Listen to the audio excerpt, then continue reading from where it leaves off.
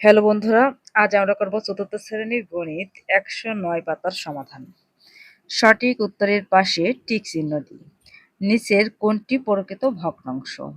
প্রকৃত ভগ্নাংশ হচ্ছে এমন একটি ভগ্নাংশ যে ভগ্নাংশের লব ছোট এবং হর বড়। দেখো এখানে এখানে দেখো লব হচ্ছে ৫ আর হর হচ্ছে ৩। এটা অপ্রকৃত।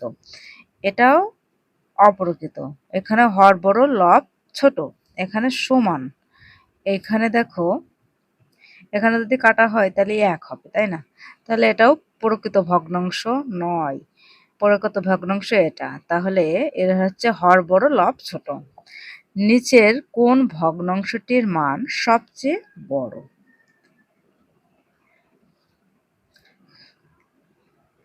তার জন্য আমাদের দেখো এখানে হচ্ছে সবগুলোর কি আছে, হর কিন্তু একই আছে আর লব আলাদা। তাহলে যেটা লব বড় সেটাই বড় হবে। যেটা লব বড় সেটাই হচ্ছে বড় হবে। দেখো যদি আমরা এখানে একটু তুলনা করি তাহলে এখানে হচ্ছে ৩ পাঁচা ১৫ আর ৪ পাঁচা ২০। তাহলে এখানে এটা হচ্ছে সবচেয়ে বড়। এখানে লব হচ্ছে ১ কিন্তু হরগুলো হচ্ছে আলাদা। তাহলে যে হরটা সব থেকে বড় সেটাই হবে সব থেকে ছোট। তাহলে এর সাথে যদি আমরা এর তুলনা করি তাহলে হবে ৩। তাহলে দেখো এইভাবে তুলনা করতে গেলে আমাদের অনেক সময় লেগে যেতে পারে। তাহলে আমরা কি করব, যে ভগ্নাংশটির হর দেখবো সব থেকে বড় সেটা হবে সবচেয়ে ছোট। এখানে তো ১০, দেখো ৪, ৫, ৭ থেকে ১০ সব থেকে বড়। তাহলে এটা হচ্ছে সঠিক। নিচের কোনটি সঠিক? দেখো ৫-এর ২ ৫-এর ৩ থেকে কি বড়? নয়। তাহলে এখানে ৪-এর ৩ ৪-এর ৫ থেকে ৪-এর ৩ ৪-এর ৫ থেকে এটা হচ্ছে বড়। এই ভগ্নাংশটি থেকে এটা কিন্তু বড়, তাই এটা এদিকে ঠিক আছে। কিন্তু এটা যদি এদিকে যেত তাহলে এটা হচ্ছে ঠিক আছে। তাহলে সঠিক উত্তর এখানে হবে। আবার গ নম্বরে দেখো ৩-এর ২, আবার এখানে দেখো লব ছোট। তাহলে এই যে এটা হচ্ছে বড় আর এটা ছোট, তাহলে এই দিকে হবে, তাই না? এখানে আছে ২-এর ১, ৩-এর ২ থেকে কি বড়? এটা সঠিক নয়, এটাও সঠিক নয়, এটাও সঠিক নয়। তাহলে সঠিক হচ্ছে এইটা। ৪৮ এর লঘিষ্ঠ আকার কোনটি? মানে একে যদি আমরা কাটাকাটি করি তাহলে কোনটি হবে? দেখো ১৬ কে ১৬, ১৬ দুগুণী ৩২, ৩ শলং ৪৮। তাহলে ১৬ কে ১৬, ৩ শলং হচ্ছে ৪৮। তাহলে যদি আমরা এখানে কাটাকাটি করি তাহলে হচ্ছে কত? এখানে নিচে হচ্ছে ৩ আর উপরে হচ্ছে ১। তাহলে ঘ নম্বর উত্তর ৩-এর ১। ৭-এর ২ এর সমতুল ভগ্নাংশ কোনটি? ৭-এর ২ এর সমতুল ভগ্নাংশ মানে এখানে এমন একটি ভগ্নাংশ বের করতে হবে যেটা যেটা পেলে মানে কাটাকাটি করলে সমান হবে। দেখো এখানে যদি আমরা কাটি ২-১-কে ২, ৭ দুগুণী ১৪ এর সমান ভগ্নাংশ, ঠিক আছে? তাহলে এখানে আমরা যদি কাটি ২ দুগুণা ৪, ৭ দুগুণা ১৪। এখানে কাটো ৩ দুগুণা ৬, ৭ দুগুণা ১৪। এখানে কাটি ৪ দুগুণা ৮, ৭ দুগুণা ১৪। তাহলে এর সমতুল ভগ্নাংশ এই যে এটা। তাহলে এটা আমরা টিক চিহ্ন দিতে পারি। এখন এখানে যোগ করেছে, যোগ করলে এই যে ৭-এর ৩ যোগ ৭-এর ৪ যোগ ৭-এর ৫, তো এই যোগগুলো কিন্তু খুবই সোজা। এখানে কি বলছে উত্তর কত, তাই না? তো এখানে দেখো এখানে আমরা লসাগু কত নেব? ৭। এখন লসাগু হচ্ছে ৭ আর এখানে হচ্ছে ৩, ৪ আর ৫। ৩ আর ৪ ৭,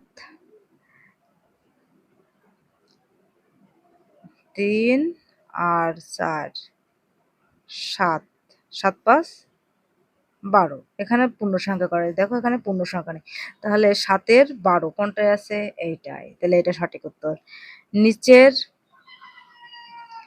নিচের ভগ্নাংশগুলোর ২টি করে সমতল ভগ্নাংশ তৈরি করি। নিচের ভগ্নাংশগুলোর ২টি করে সমতল ভগ্নাংশ তৈরি করি।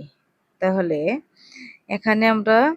এখানে যদি এর ২টা করে ভগ্নাংশ তৈরি করি, তাহলে এর সাথে প্রথমে আমরা কত গুণ করবো? ২ গুণ করবো। তাহলে ৩-এর সাথে ২ গুণ করা হয় ৩ দুগুণা ৬, ৭ দুগুণা ১৪।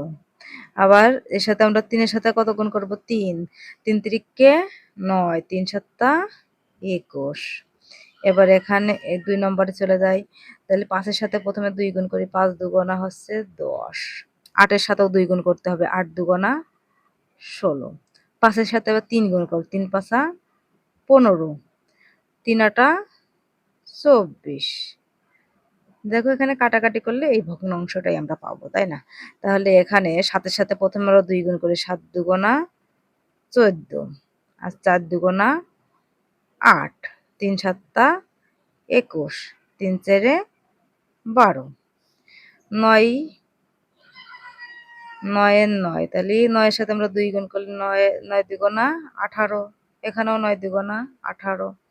আবার ৯-এর সাথে ৩ গুণ করে ৯-কে ৯, ৯ দুগুণা ১৮, ৩ নং ২৭, এখানেও ৩ নং হচ্ছে ২৭। তাহলে এখানে কিন্তু কাটাকাটি করলে ১ হবে। তো আমরা এখানে ২ নম্বর প্রশ্নের সমাধান হয়ে গেল। এবার নিচের ভগ্নাংশগুলোকে লঘিষ্ঠ আকারে প্রকাশ করি। এখানে লঘিষ্ঠ আকারে মানে কি? কাটাকাটি করে ছোট করতে হবে। তাহলে এমন একটা সংখ্যা নিতে হবে যে সংখ্যা দ্বারা আমরা ২টাকে কাটাকাটি করব বা ভাগ করতে পারি, তাই না? তাহলে দেখো এখানে আছে ১৫, এখানে আছে ২৫।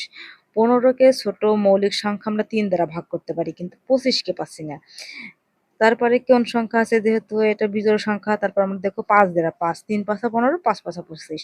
তাহলে আমরা এখানে ৩ দ্বারা হচ্ছে না সরি ৫ দ্বারা ১৫কে ভাগ করি। ৫ দ্বারা ১৫কে ভাগ করলেই ৩ পাঁচা ১৫ আর ৫ দ্বারা ২৫কে ভাগ করলে হয় ৫ পাঁচা হচ্ছে ২৫। এবার ২ নম্বরে চলে যাই। এবার এটা হচ্ছে দুটোই হচ্ছে জোড় সংখ্যা, তাই না? তাহলে একে আমরা ৪ দিয়ে ভাগ করি, তাই না?